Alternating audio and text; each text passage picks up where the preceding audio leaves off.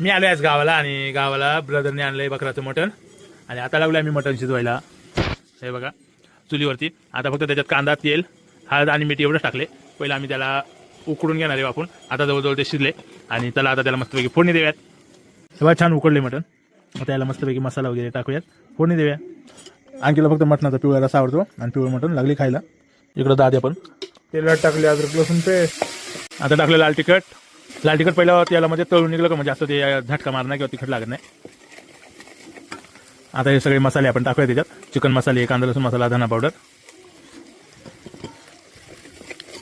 थोडा पिवळा रस्सा टाकूयात मसाले भाजायसाठी. म्हणजे त्यात तेल पण असते ना त्याच्यामुळं पिवळा रस्सा टाकूयात मसाले भाजायसाठी. ही आहे ग्रेव्ही. खोबरं, कांदा, कोथिंबीर वगैरे सगळ्याची ग्रेव्ही. आता ग्रेव्ही मस्तपैकी भाजून घेऊयात. ग्रेव्ही शिजली मस्त, तेल सुटले. आता आपण टाकूयात मटण आणि आपला मटणाचा रस्सा रेडी. आता आपण याला 10 मिनिटं मस्त चुलीवर तिखट काढू आणि चुलीवरचं मटण तयार. पण आता थोडा याच्यात पाणी टाकू, जरा रस्सा पाहिजे ना भाकरीसाठी, बाजरीची भाकर खायला. आपला रस्सा झाला आता रेडी आणि आपण टाकूया त्याच्यात मस्त अशी कोथिंबीर. या जेवायला.